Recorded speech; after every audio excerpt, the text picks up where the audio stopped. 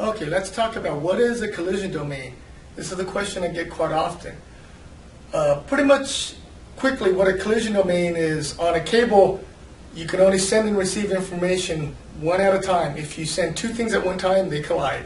And I'll give you an example. The very first thing we'll do is we will check the difference between a hub and a switch. A hub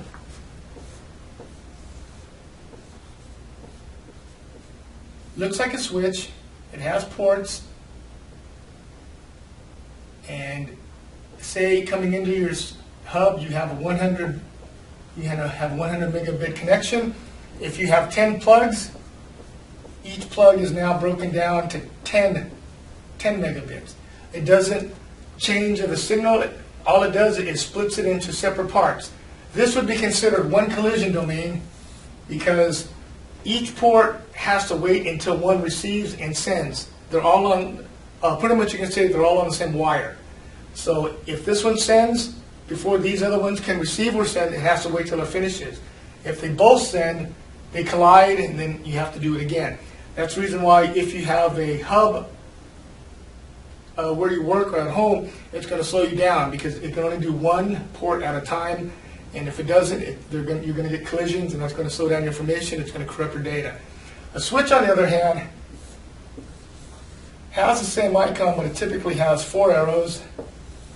Looks the same with the little things.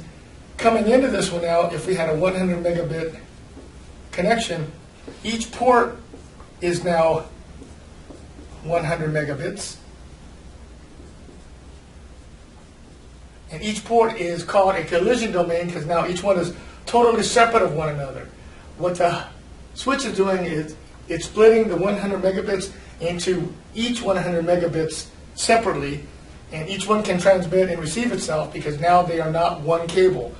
The switch actually converts it into separate connections on there. And that's the reason why a hub is on the physical layer, because it doesn't do nothing to the signal except break it up. So it would be like a cable with 4 outputs on it. A switch is on layer 2 because it creates collision domains, and it does modify the actual signal by breaking it into 10. If you have 100, 100, 100, 100, 100, and everybody can transmit and receive at the same time. You can get collisions on a switch, but it's not as likely as you do on a hub. And if you think about it, each port would be like a hub. It can do, it's a one collision domain, but it's pretty much one wire, not just 10. And that's how you can look at that.